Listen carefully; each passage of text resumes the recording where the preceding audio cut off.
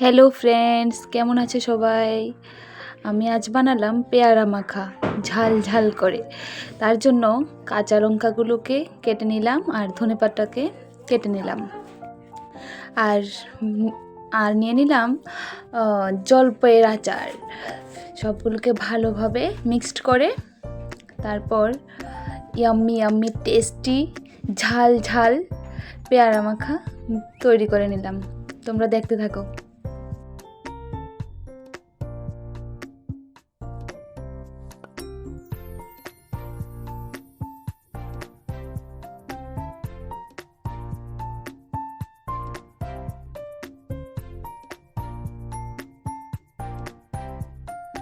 দেখেও খুব ভালো লাগছে না? জানো তো, খেতেও খুব অসাধারণ হয়েছে। আমি আর আমার দিদি দুজন মিলে খেলাম, খুব টেস্টি, খুব খুব খুব ভালো লেগেছে খেতে।